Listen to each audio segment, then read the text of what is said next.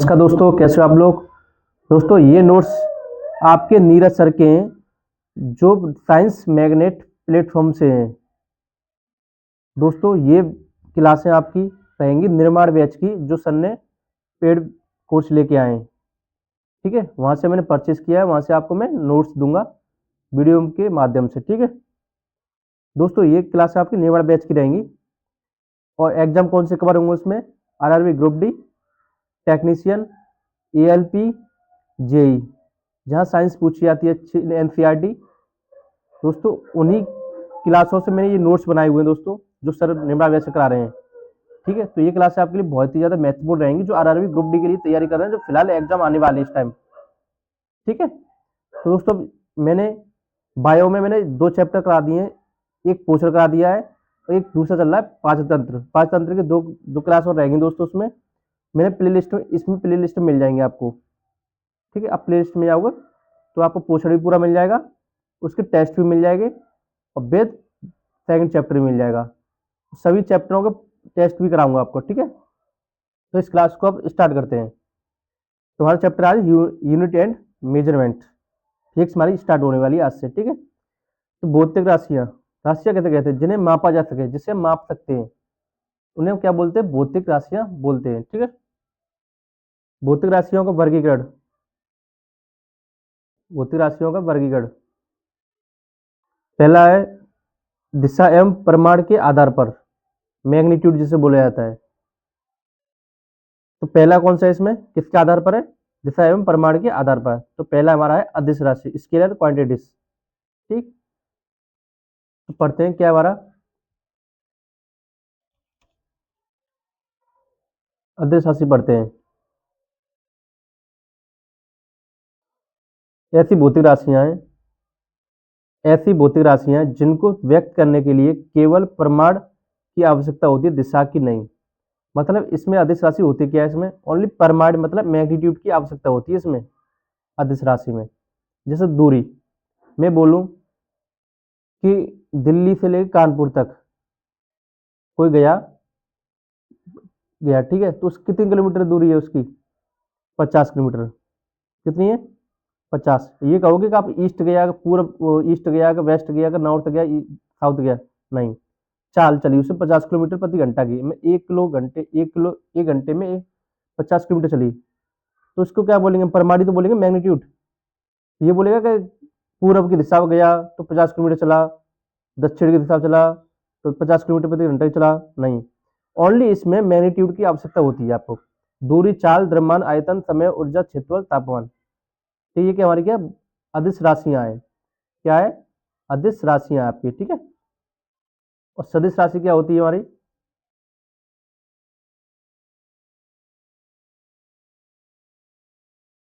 एक मिनट। सदिश राशि में वेक्टर क्वांटिटीज, ऐसी भौतिक राशियां हैं, ऐसी भौतिक राशियां जिनको व्यक्त करने के लिए परिमाण के साथ साथ दिशा की आवश्यकता होती है, सदिश राशि कहलाती है। अदिश में क्या आते हैं? ओनली मैग्नीट्यूड परिमाण देख रहे थे, लेकिन सदिश में क्या होता है? दिशा भी देखी जाती है और परिमाण भी देखा जाता है, मैग्नीट्यूड भी देखा जाता है। ठीक है, जैसे बल लगाया हमने, कोई आगे से लगा रहा है, कोई पीछे से लगा रहा है, कोई ऊपर से लगा रहा है, कोई नीचे से लगा रहा है, तो वहां से हमें दिशा भी पता चल रहा है कि बल कितना लगा रहा है, 10 न्यूटन मान लिया। किधर से लगा रहा है? ईस्ट से लगा रहा है, ईस्ट से। या ऐसे बोल सकते हैं मेरे मेरे पीछे पीठ पे कोई बल लगा रहा है, तो किधर से हो गया वो? पीछे से लगा रहा है, एक डायरेक्शन में लगा रहा है ना वो। एक बल एक क्या है? सदिश राशि, विस्थापन जैसा ही। वेग, संवेग बहुत सारे होते हैं, मैंने उनके उदाहरण लिखे हैं। देखिए, ठीक है, अब मापन के आधार पर नेक्स्ट के आधार पर क्या कहा है? मूल राशियां थे, फंडामेंटल क्वांटिटीज। वे भौतिक राशियों जो अन्य भौतिक राशियों पर निर्भर नहीं करती हैं, ये निर्भर नहीं रहती मूल राशियां। जैसे द्रव्यमान, लंबाई, ये 7 राशियां ऐसी है जो किसी पर निर्भर नहीं रहती हैं, बाकी सब निर्भर रहती हैं एक दूसरे के ऊपर। सभी राशियां एक दूसरे पर क्या होती है? निर्भर रहती हैं, लेकिन 7 राशियां कौन सी हैं जिन जो निर्भर नहीं रहती किस पर? द्रव्यमान, लंबाई, समय, तापमान, विद्युत धारा, ज्योति तीव्रता और पदार्थ की मात्रा। ये किसी पर निर्भर नहीं रहती हैं। ठीक, और निर्भर कौन सी रहती हैं? इनके अलावा जो होंगी हमारी राशियां। ठीक है, कौन सी राशियां निर्भर रहती हैं? व्युत्पन्न राशियां, डिराइव्ड क्वांटिटीज। फिर वो होती राशियाँ जो मूल राशियों पर इनके ऊपर रहती हैं, मूल राशियों को निर्भर करती हैं, व्युत्पन्न राशियाँ कहलाते हैं। जैसे उदाहरण में देखो, जैसे उदाहरण देखो, बल, वेग, घनत्व, ऊष्मा, शक्ति, ऊर्जा, त्वरण, बहुत सारी होती हैं, लेकिन ये सभी क्या होती हैं, सब मूल राशियों पर निर्भर रहती हैं, मूल राशियों पर। ठीक है, मूल राशियाँ किसी पर नहीं रहती है, मूल राशि मैंने आपको साथ आई थी। व्युत्पन्न राशि कैसे कहते हैं, जो निर्भर रहती है किसी न किसी पर, किसी न किसी पर निर्भर रहती हैं, उसे क्या बोलते हैं, व्युत्पन्न राशियाँ बोलते हैं। जैसे मात्रक, मात्रक मतलब यूनिट, प्रत्येक प्रत्येक मापी गई मात्रा, इसका केवल केवल इसका प्रमाण में एक संख्या, एक मात्रक होती है, उसे क्या बोलते हैं, मात्रक। प्रत्येक मापी गई मात्रा, इसका प्रमाण में एक संख्या और एक मात्रक होती है, उसे उदाहरण कर, समय की माप में, मैं बोलूँ 2 किलो, मैं बोलूँ 2 किलो, दो क्या है, एक परमाण हो गया, क्या हो गया, परमाण। और किलो क्या हो गया, एक किलो क्या हो गया, मात्रक हो गया, क्या हो गया, मात्रक हो गया। हम किसी से कोई चीज लेनी है, दुकानदार से लेना, तो हम कह रहे चीनी लेनी है हमको, तुम चीनी क्या करेंगे, 2 दे दो, क्या ले लो, 2 दे दो, कुछ समझ आ रहा है, नहीं आ रहा, 2 kg मतलब 2 किलो दे दो। तो मात्रक में क्या होता है, आपको परमाणु की आवश्यकता होती है और मात्रक की भी होती है। ठीक है, विभिन्न प्रकार की प्रणालियां देखो देखो, ज्यादा बहुत ही ज्यादा महत्वपूर्ण है। सीजीएस, एफईएस और एमकेएस। ठीक है, सीजीएस को हम फ्रेंच से लाया गया और मैट्रिक भी बोल सकते हैं, एफईएस को ब्रिटिश भी। सीजीएस मतलब लंबाई आएगा पहले, फिर द्रव्यमान, फिर समय, ऐसे क्रम से याद करना आप। सी से होगा सेंटीग्राम, जी से होगा ग्राम, और एस से होगा आपका सेकंड, एफ से हो जाएगा फुट, पी से हो जाएगा पाउंड, सेकंड, एम के से मीटर, किलोग्राम, सेकंड। ठीक है दोस्तों, इनको आप याद करें, बहुत ही ज़्यादा इंपॉर्टेंट है ये। और नेक्स्ट देखते हैं अब, एसआई मतलब इंटरनेशनल सिस्टम, ये इसकी फुल फॉर्म होती है एसआई की। ठीक, ये होती है बेस फिजिकल क्वांटिटी, ये फंडामेंटल यूनिट से ये इनके सिंबल होते हैं।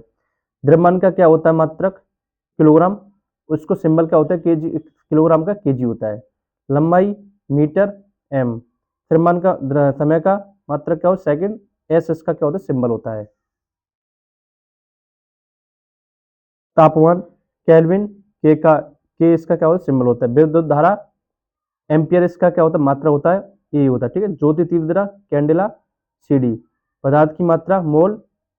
ठीक है, ये कौन सिंबल होता है आपके। ठीक है, पी बाई क्यू क्वेश्चन देखो, सर सर की खासियत होता है, जो टॉपिक कराएंगे उसके क्या करा देंगे, पी क्यू करा देंगे, पी वाई क्यू करा देते हैं। ठीक है, तो दोस्तों इन क्लासों को आप लेना ना भूले जाकर इस बात को, मैं आपको फ्री में प्रोवाइड करा रहा हूँ। सर ने बैच निकाला था, वहां से मैंने परचेज किया था, आपको मैं वीडियो के माध्यम से मैं आपको सब सारी क्लास दूंगा, फिजिक्स, केमिस्ट्री, बायो। ठीक है, कौन सी अदिश राशि है, संवेग, बल, द्रव्यमान, वेग। मैंने अदिश राशि क्या बोला, जिसमें ओनली परमाणु हो, ओनली दिशा ना हो, तो उससे क्या बोलते, अदिश। तुम्हारा क्या है, बल, ये संवेग, वेग क्या थे हमारे, सब सदिश थे, तुम्हारा अदिश कौन सा आ जाएगा, द्रव्यमान हो जाएगा। ये एनटीपीसी 2018 में पूछा गया है।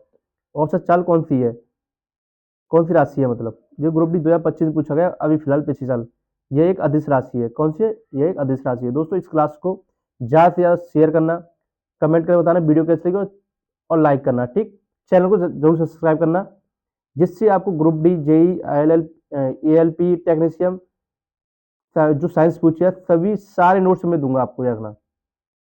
ठीक है, तो इस वीडियो को ज़्यादा शेयर करना और चैनल को सब्सक्राइब करना, बेल आइकन दबाना, जिससे आपके पास नोटिफिकेशन आए। ठीक, थैंक यू।